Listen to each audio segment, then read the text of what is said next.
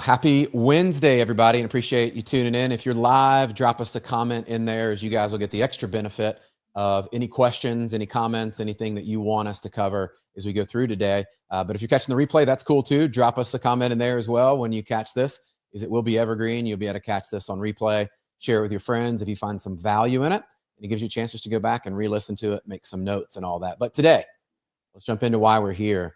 Guys, we are just a little bit over the midway point of the year. And I think about that great football coach or soccer coach, and they grab you at halftime. And it's this chance to look back and say, hey, what has worked? What were the areas that maybe we didn't achieve the goals we were at? And a chance to pause and reflect. And I think great performers always look at their performance. They can self-evaluate, and then they can make the corrections.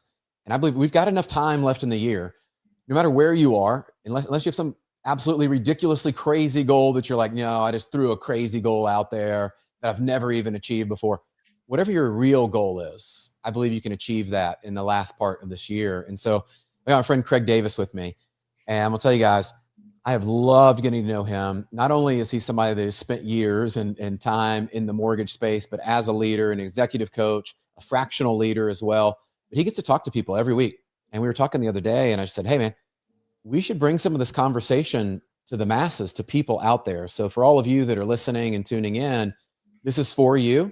You're probably going to hear some of your own story, and there'll be things in here that are not just theory, but actual practice of what you can do. And so our goal is really simply leave you better than when you came onto the call. Right? Always. Always. So Craig, I don't need to set this up anymore, my friend. Welcome to the conversation, because I know we were talking about this, and dude, I'm excited myself to learn and engage in this. Yeah, likewise. And thanks for having me. And again, to your point, it's such a critically important conversation. And what I love about this too is, it's so often that we do business planning, in December, that sort of thing. And how often are we doing business plan maybe just to satisfy our boss, but we really want to be doing it for ourselves. And we want to be evaluating that all times throughout the year. Now, do we always do that? No. Do I always do that? No. That's why I like these moments, because it is important to let's just take a step back and zoom out, right? Like, let's get out of the weeds. Let's get out of the forest. Let's do the whole kind of zoom out thing and then look back, down and in. And this is a good halftime moment to do that, especially, and we don't have to diagnose the market. I mean, we don't have to diagnose where we've been for the last 3 years. We know that, we know what the challenges are. And that may be a good way to start this off too. It's like, we know we have good ideas of where this thing is going, right? We could talk technicals, we can talk rates, we could talk AI. And I put everything in quotation marks when I say AI now, because, what's real, what's hype, all the things, right? But, and I'm going to quote a client of mine when we were having this halftime conversation. He said, Craig, I made a decision that I'm no longer in the prediction business. And I loved that. And I thought that was so good, because we can get so caught up in this ideal future. And that's not a good place to put our mindset. We want to pay attention. We want to be, it's the whole, Wayne Gretzky, right? We want to skate to it where the puck is going, right? But when our mindset is stuck in the future, well, what lives in the future? Fear, anxiety, uncertainty.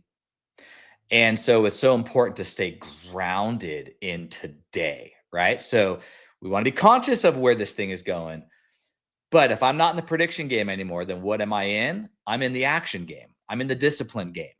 I'm in the present. And I think that, is one of the, and when he had said that, that was really grounding for me as well. Cause I'm constantly like you, right? Future minded, thinking about where this, and I like that, but, and I'll kind of say this, it's like, what is old remains new. What our core competencies are, our habits, the blocking and tackling. We know we have to make the calls. We know we have to prospect. Like, so, digging into some of that stuff, like I was just, Brian, I was telling you, like, I was just on a call with Todd Duncan before this, when we were speaking to a group. And it's not about these magical, new, innovative, like we're all looking for these answers. But like so much is rooted in what we already know to do. So why aren't we doing that? And why aren't we doing more of that? Hmm.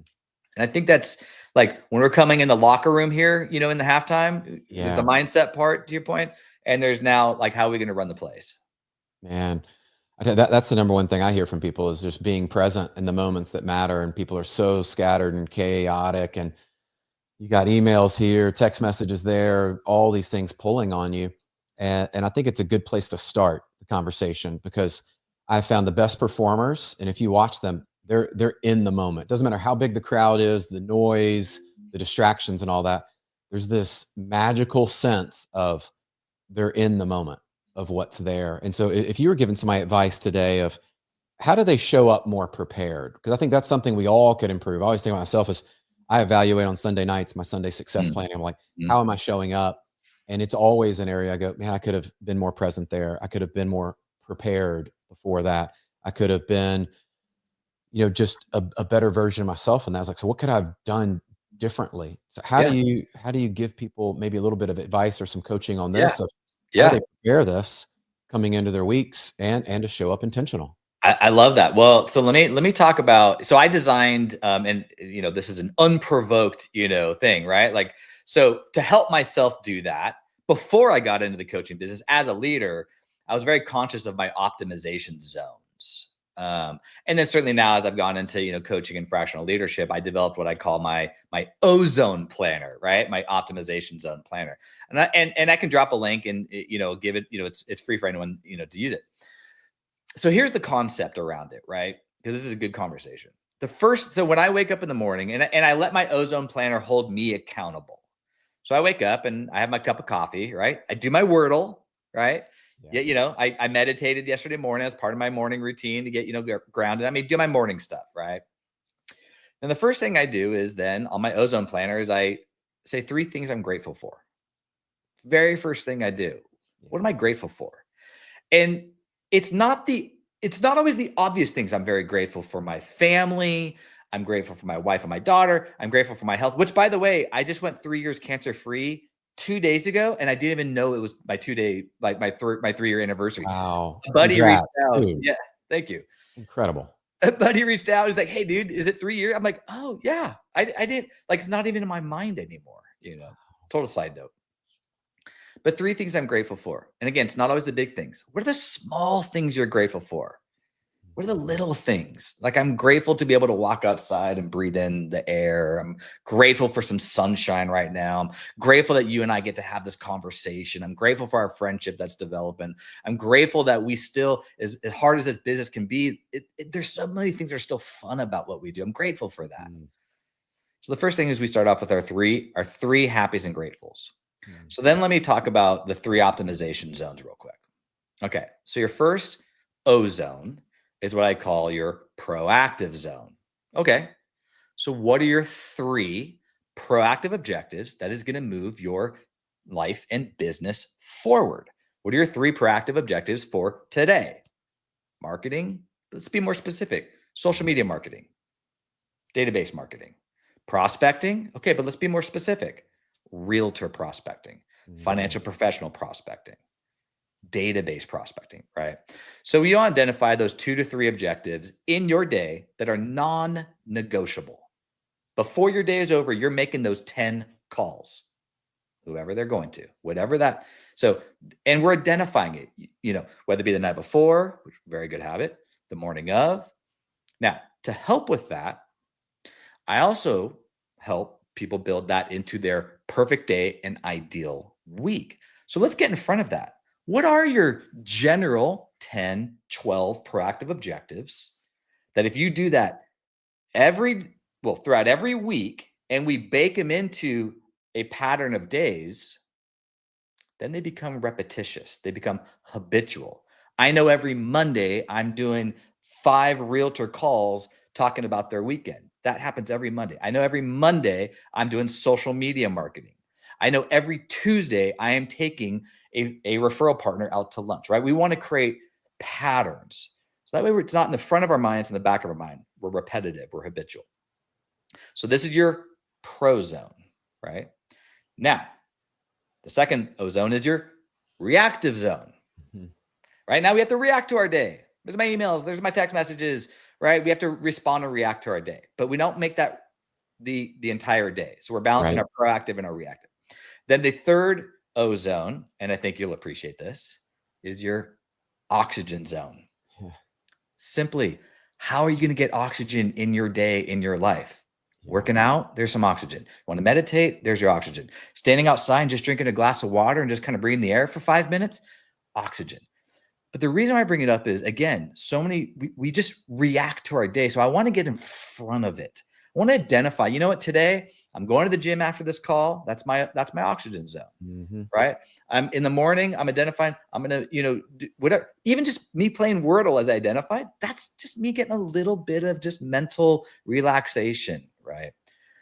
After the day's over, I'm going to barbecue, maybe watch a movie with the family. That's oxygen time for me.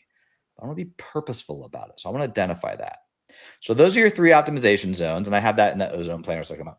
And then lastly, at the end of the day, throughout the day, but towards the end of the day, track your wins. I want you to track your wins.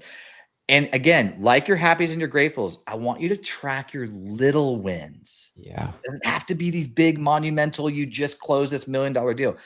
Hey, you made 10 realtor calls and you got a hold of 7 of them, win. That's right. So really important, really important. So that's, and when you get into that pattern, and the reason why I structure it like this is because now I'm not having to muscle my way through doing my disciplines or my objectives. I want to start my day off by being grateful. So it pulls me in. I'm tapping into the neuroscience, the habit science, and so that's why, and then I want to end my day in a win mindset. Yes. Not in that one thing that didn't happen, not that, because that is inevitable. Shift happens. Yeah.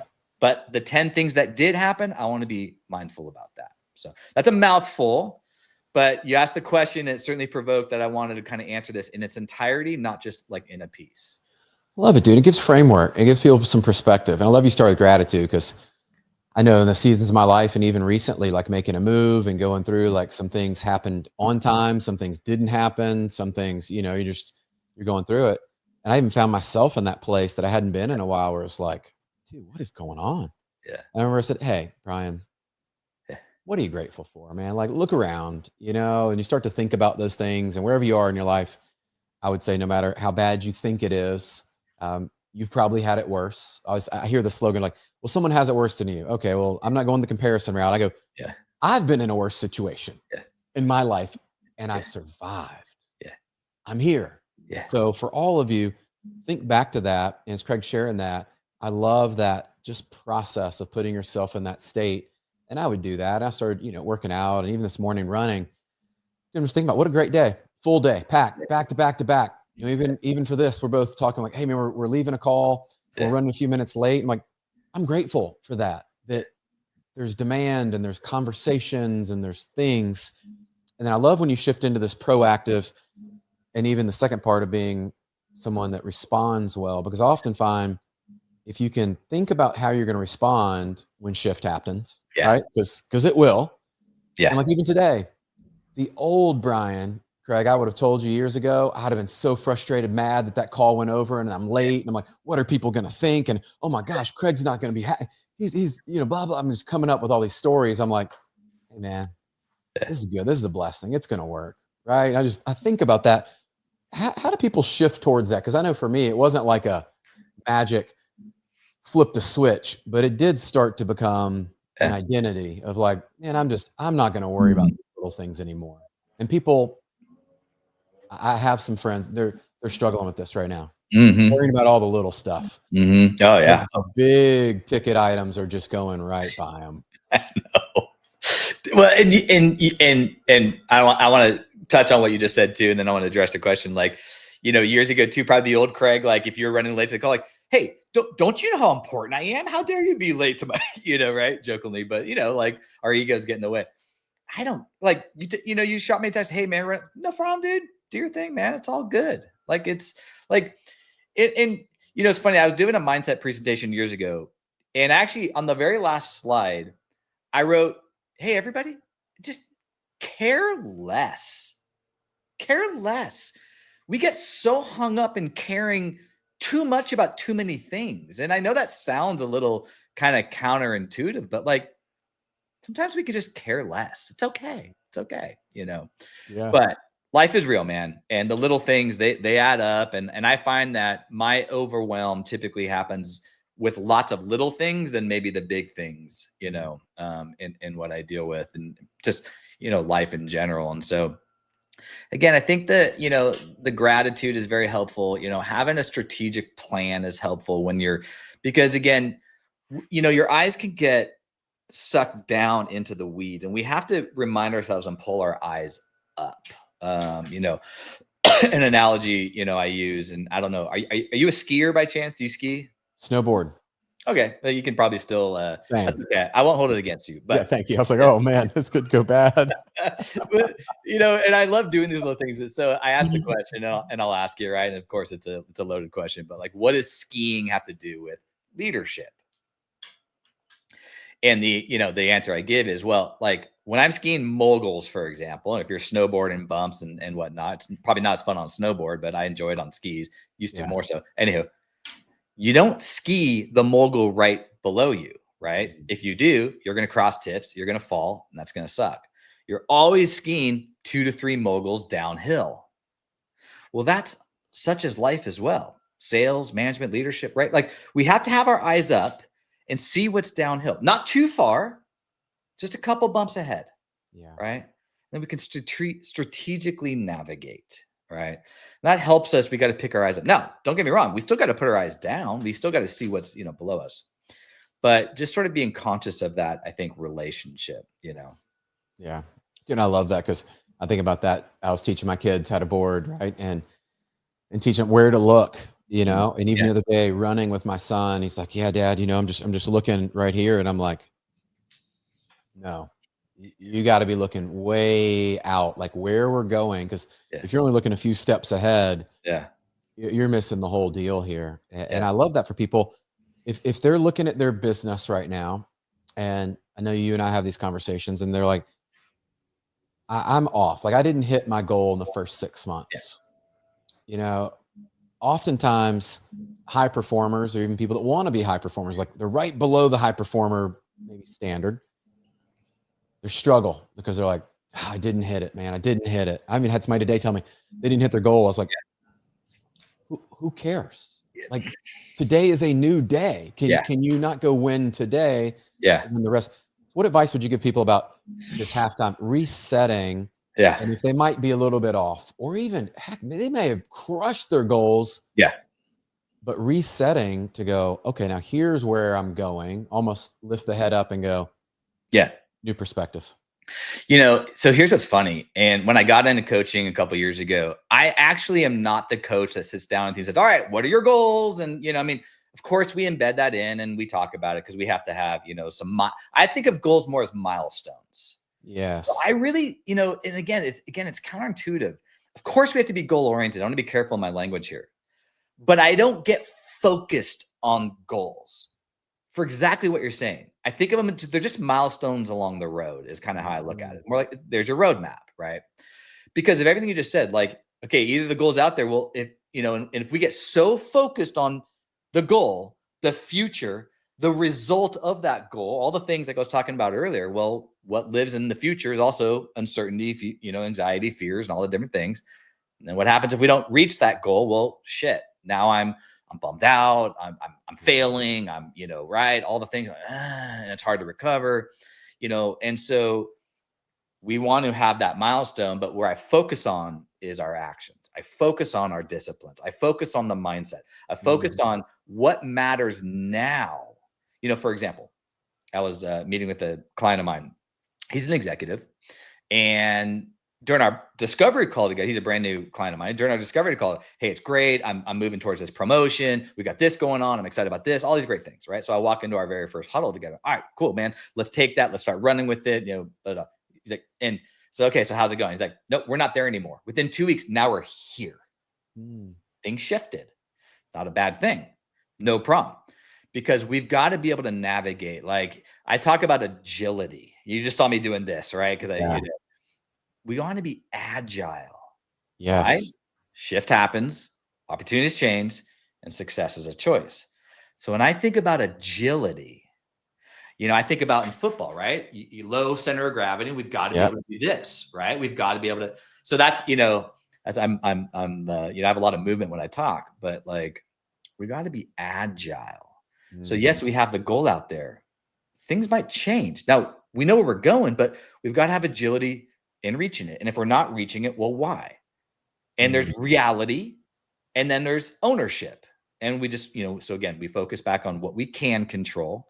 Don't get lost in what we can't control. But things in that we can't control, then I ask the next question.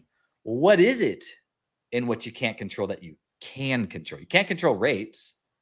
No. But you can control where those opportunities are in the market. You can control how active you are in creating new business.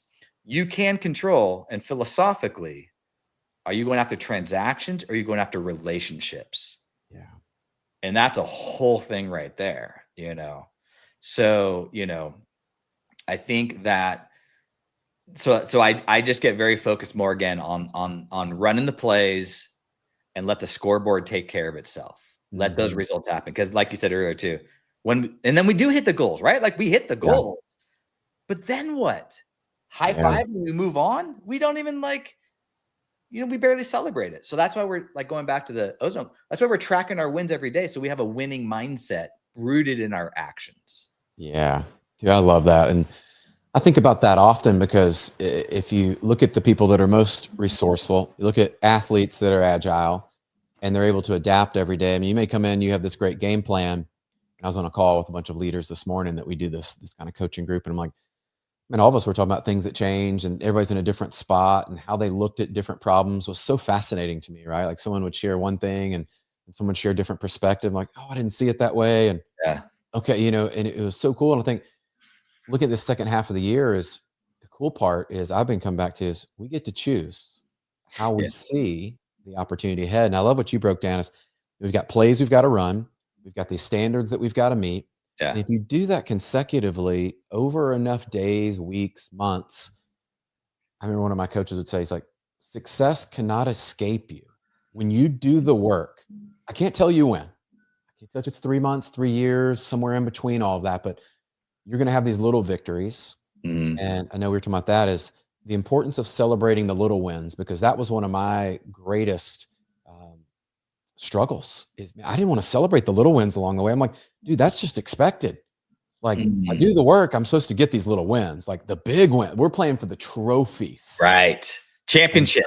Bro, if it isn't the big one, if it's not the big goal, if it's not like number one, like all these crazy things.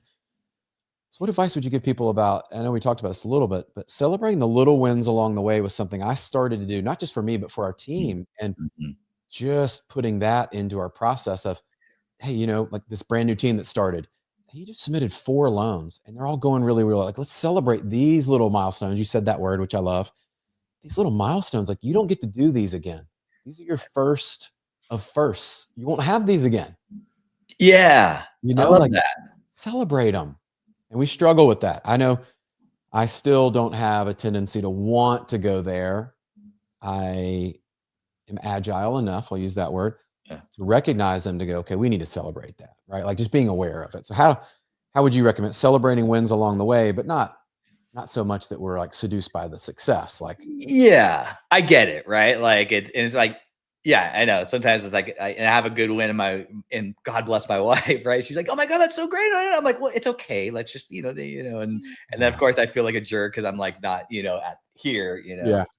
I feel like I'm being hypocritical, right? But I think like Brian, like you're a professional athlete, right? And you're a professional athlete in sports, and you're a professional athlete in business, and you're a leader, and you're someone that people look up to. And I think what you're providing, the fact that you're taking the time to celebrate these first 4 loans coming in to a team that is reporting up to you, and how that, ripples out into the network and the culture that you're building. That is such a critically important attribute and characteristic of your success as a leader. What I call attractive leadership. I just wrote a little article on that too. And that creates attractive leadership. And if you're not recognizing about yourself, and I get that, help somebody else. The best way sometimes to help yourself, honestly, is to help somebody else. Celebrate somebody else's win. Help pick somebody else up. Don't be trivial about it. Yeah. Be earnest about it, right? Be authentic about it. And that's, I think, as simple as that. And the fact that you're recognizing that and you're doing that, that makes you an attractive leader. You're somebody I would want to work with because, right? Like, I'm always very sensitive to my leadership above me. I want to make them proud. I want to, do all the things and support them. And depending on how they're acting or reacting or seeing, and we're all humans out here. I think that I was conscious about that earlier in my career. So I want to make sure that I reached within every rank and within every part of my leadership, touch. I remember I have a story. I don't know, celebrating a great month. Typical, right? Hey, great month. Everyone high fives all around, right? Volume, right? Okay. And then I reached out to one of my branch managers and, hey, congratulations, you had a great month. And he said, awesome. And he's like, you know what? This was really a result of one of my originators who had a great month. I'm like, sweet. What's her name? And he told me her name. I said, awesome. So, so I sent a bomb video to her, congratulating her. And she's like, oh my God, Craig, thank you so much. I can't believe you reached out to me. That's so cool. And, and like, yeah, of course, I'll love that. But here's where it got really cool. My branch manager reached out to me like a day later. He's like, Craig, that video you sent her, she played that for her kids. Oh. She was a single mom, newer into the business. That was her best month. She was so proud. She played that for her kids. And I like welled up, right? So then I sent her another video talking to her kids and telling her kids how proud I was to work with her and how proud they should be for her to be their mom and that they should clean their room and do the dishes, Yes. And that was so cool. That's like the best part, it was not the volume in the month. That was the best part, I remember of a record month. That was like the best part. Oh, I love it. One of my mentors, Ed Milet, we talk about him a lot. And so if you're not feeling grateful, just go serve somebody. If you're having a rough day, the best thing you can do is just go help somebody else. Yeah. And, when that hit me, I was like, yeah, if I'm having a rough day, if I go cheer somebody else up, yeah, like that's genuine. Like I want to make people feel better, promote the behaviors. We want to say all that stuff, like reach out to team members doing a great job. Yeah. You instantaneously get that little hit of dopamine. You're like, okay, yeah, it's not about you. Yeah. It really is. It's about them when you do it right. So I love that. Because the recognition piece of cultures I'm hearing right now, and this in the mortgage business right now, is, and it's an interesting season. I just listen, and with consolidation, companies going out of business, you got people not making money. We know what's happening there. I mean, there's a lot depending on where you are in the ecosystem and where you are in your career. There's a lot of people that are trying to figure out, okay, where am I going with this? Yeah. Fine.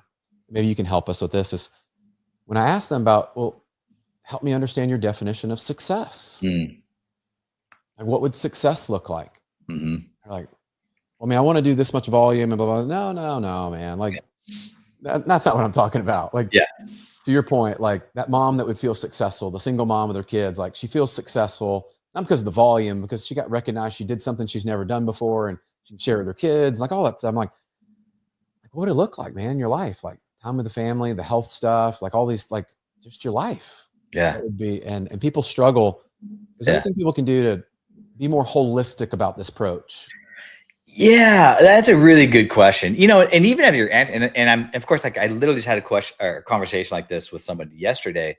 But every time I hear a question like this, I always take pause. I'm thinking as you're talking to me, like it's not it's a prepared response, but it's not a prepared, because I think about it, right? Like, and I think in some respects, I think we have to let go. I'm just gonna put a period into that, not a comma. I think we have to just let go for a second. And maybe let go of what conventional norms tell us what success is. Now, I get it. We all have to make money. I'm not making the money I want to make right now. I want to make more money too, right? Like we're not all, we're all servants to our business, But to your point, but the focus isn't That's not my definition of success. That's a result. And maybe think about that in that framework. What's a result of success? Income, time, balance, a vacation, things like that. And I know you're saying that. So then what drives that there? Well, I tap into what makes you feel purposeful. Mm-hmm. Given you land a team. Okay, that's a great success. You landed a team. But knowing you and getting to know you, I bet you having the ability to help that team grow their business. Yeah. For that team to land and be a part of something bigger that you can help them realize what their dreams are and what their goals are and that sort of thing. Like, I'm going to bet that gives you purpose. That helps wake you up in the morning. Yeah. 100%. That's way more exciting. Yeah. So that's why, like, when I work with clients, right? I mean, whether it be originators, leaders, in or out of the mortgage business, like, especially with originators, I really try to come from an angle of leadership. When you're in sales, you're a leader. And I want to put a leader's lens on. And when you look through a leadership lens, how are you helping lead your referral partners as a leader? How are you helping lead your clients as a leader? How are you leading with your team? How are you leading up? Mm-hmm. And so that's why leadership is very, very important, because everything starts and stops with leadership as well. And as a leader, I want to help you be successful. If I can help you be successful, that helps me be successful. Now I can realize my results. Yeah. And so when I get those little tinges, that gives me purpose. That's what gets me up in the morning. I love that. For anybody listening, whether, got a few people in the live, and then if you listen to the replay, man, think about that. And I think about that. If I'm not up and excited about something, it usually just means my focus and my attention and perspective is just not aligned up yet. And I need to move it off of me. Yeah. Whether it's the woe is me, or I'm just focused about what I need to do and all that. It's like, who am I able to serve today? Who are the people I need to connect up with? And when I shift that, it's almost like this switch of, okay, cool. Those are the conversations today, whether they're difficult ones or whether they're exciting ones that we're like, hey, we're going to be hiring and growing and investing, versus the other ones is like, hey, we need to make some changes. We need to get this, adjusted here. They're all helping people win. Yeah. All the conversation. So, yeah. Well, before we wrap, I would love to talk about this leadership going into the end, because I know you do work with originators, but you also got leaders. If there's any leaders listening to this going forward, where do they need to be leaning in? Yeah. This second half. Yeah. I think, so I work with, branch managers and executives. And by de facto of that, I also work with originators, as was mentioned. And really right now where I'm helping people, it's not adding more, it's simplifying. Now, I don't mean cutting. I mean simplifying. I mean clarity. I mean vision. Those things really matter, right? Strategy really matters. And a lot of people skip over that, right? We have vision. I know where I want to go. We have execution. Okay, I'm going to do the things, the actions. But strategy is the rubber band. Yes. Between vision and execution. It's the elasticity. It's that because when we drift, and we always do, strategy pulls me back to center. So what are those strategies? And that's where I get really good, especially like, again, with like branch manager, for example, I think about 4 different pillars that I help, because my mission is helping elevate managers into leaders. Yes. So for all the branch managers listening, I think about 4 pillars. One is, how is your attractive leadership? What are you doing to attract your team to you? Are we just doing feral cat mortgage where everyone's just doing their own thing and I'm not really, helping and supporting and do the things? What is your central mission? How are you helping your originators? What is the training plan? And then how do we get into every originator? And then what is their strategic initiative? So we can dive right in, whether it be builder business or realtor business or data, whatever the thing is. No problem. So attractive leadership. The second one is, and you'll like this, obtainable profitability. We got to be profitable. That's right. And I can make any branch profitable.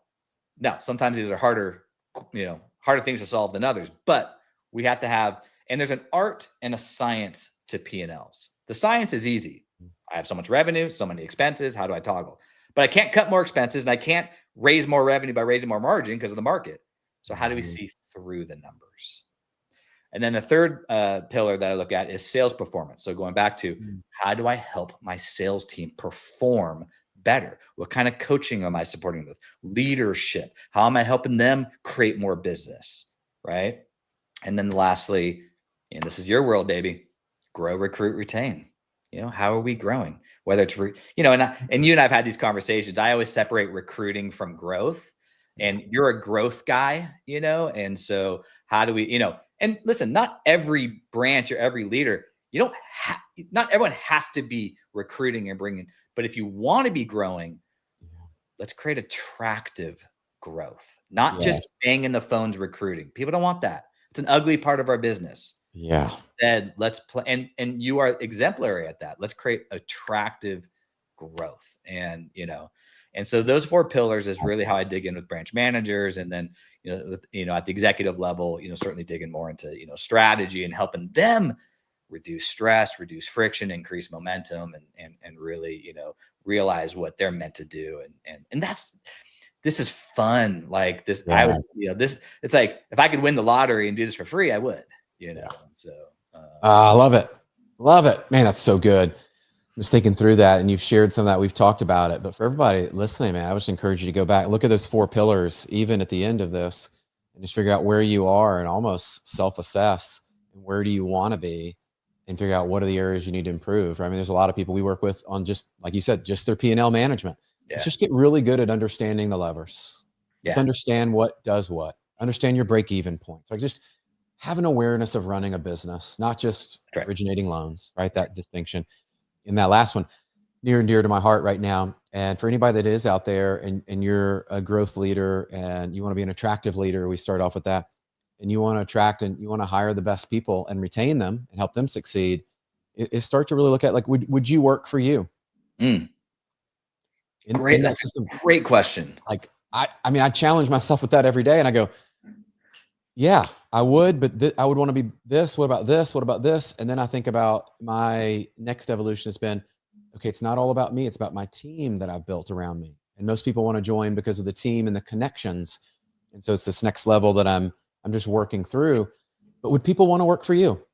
Yeah, I love that. Like, I used to, as a word that I used to make up, like that, you get the branch manager like, hey, I just want to bring on this originator who does like 5 million a month. And I think to myself, first of all, why would that originator go work for you? Like, oh my God, how could you say that? I'm like, so it's like, again, and I would say, are you growthable? That was my, I think that's a real word, by the way, but can you scale? Can you grow? What are you doing are you growthable? So yes, it's a great question. Dude, what a great conversation. And everybody listening, whether you joined us live, those who kind of came in and out and you're listening there, you catch the replay, reach out to us. I know Craig offered some free resources. We'll put some links. We'll put stuff in there. Oh, check it out. My bro Eric Wiley's on here. I just saw this text come through, and strategy is the rubber band. So that's awesome, man. Dude, I love it. These are always fun. I hope you guys get a sense of what I really believe it's going to be required to win. No matter where you are in the second half of the year, we all get a reset. We all get a chance in many ways just to start over. And we're into this. And I think about, for us, I know kids are going back to school, one going off to college. Like, life just continues to move and evolve. Let's set our excuses off to the side that we all could pull from, and just think about what's the one win today that you need to create. And if you go back and listen to what Craig shared, is running the playbook, running the plays every day, and you start to pull in some of these frameworks, you're going to start to win. And winning is more fun than fun is fun. I'm just telling you, like, winning is awesome. So create the wins and make sure that you're intentional about what you're doing there. So, Craig, any final words, and then we'll wrap. Yeah, I love how you just said that. And what I say is leadership is fun. Like, leadership is fun. Approach your business as a leader. Be a leader. And would you take your own advice, to your point? And so, so I love it. Anyway, so everyone, keep it simple, keep it real, find clarity, and let's find what helps us have fun. And if we can have fun, people will be attracted to us. Amen. And I'll leave you this. I love Jeremy just put this in here. We all get a reset. No excuses. The win was the call today. Man, I appreciate you guys tuning in. Nice, Martin. The world. Share it with some friends. I just think in our industry, especially mortgage and real estate right now, we need more positivity. We need people that are actually doing the job. And we're all out there. We want to make our industry a better place, in an industry that really curates talent and develops talent. And I am really excited about where, not just housing, but just where things are going in our industry, because I'm seeing younger and younger winners. And then I'm seeing leaders step into leadership roles that are new and haven't done it before. And then some of us are able to guide and help them. And so if we can ever do that, reach out to Craig, reach out to me. Yeah. Glad to direct you. I'm a connector at heart. And so if it's not me, if I'm not the one, I have no shame in just connecting you up with who is, because a lot of my friends are pretty amazing at what they do. And so if you need that help or resource, man, I'm telling you, you're one person away from that breakthrough that you've been looking for. Just ask. Yeah, no, I love it. And I thank you for everything you're doing, man, leading, and I love your content, and seeing how you've, how you're helping drive the solution in this business. Right. And your content is positive. It's not, and it goes beyond positive. It's tactical. Right. And, and so keep doing what you're doing, brother. And I appreciate, appreciate all of that, man. Your leadership extends far beyond just your network. So, oh, brother, I appreciate it. And guys, thanks for tuning in, all the comments and everything there. Share this with somebody. And make sure, if you're not connected with Craig already over on LinkedIn or any of the platforms that we publish this on, connect up with him. You're going to get great value. And until then, and check out our podcast. We got another one coming out this week. It's a solo episode. And if you're enjoying this kind of conversation, you're going to love those over on the podcast, Competitive Edge. Okay. Have a great day. See ya. Awesome. Thanks, everyone.